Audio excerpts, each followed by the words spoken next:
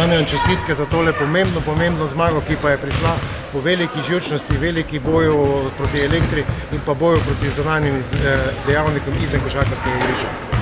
Tekma je bila težka, kako smo pričakovali. Se je letos še nekaj pokazalo, da smo pod pritiskom slabši kot sicer. Elektra je imela sjajen šut v začetku drugega polčasa, izničila 10 točk razlike, celo povedla. To se hitro vrnilo, ko smo potem imeli odlično partituro Čebularja in Lapordnika, šutili 3-1. Na zadnje smo hitro pobegnili na 9 točk razlike, tisto razliko 6 točk nismo presegli pač po Šoštanju, ampak mislim, da to ne bo pomembno, če bomo v prihodnjih kolih naredili tisto, kar planiramo, ne verjamem, da nas lahko električno dobiti. Sami ste dejali, da ekipa slabše reagira pod pritiskom, precej živčnosti je bilo pri igralcih, za izjemo Sandija Čebularja, ki je odigral vrhunsko predstavo. Sandi je odigral vrhunsko predstavo, ali ne gre pozabiti izjemno igro Luke Lapordnika v zaključku tekme, odlične 2-32 zabijanja, se pravi, mislim, da je vseeno on prelomil to tekmo in se priključil Čebularju.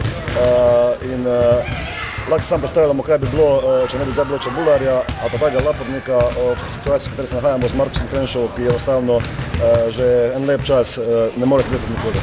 Kaj boste naredili, da ga vrnete nazaj v igro? Ja, mislim, da bo prej slej se vrnil na svoj stari rating in celo verjamem, da bo to že v soboto proti Parkljom, katerim držimo 2 zmagi. Ob morebitni zmagi bi jim držali 3 in imeli 2-0 medsebojno, torej velik pritisk na njih, ne na nas. In verjamem, da bo že to ta tekma, katero bo Markus igral odlično. Damjan, v Ljubljani je Šentjur prav gotovo sposoben zmagati. Prvo tekmo smo zmagali že takrat brez Čebularja. Imeli smo nekaj težav takrat z Erženom, ki je izjemno šutiral, kaj je za njega pač ni najboljša njegova karakteristika.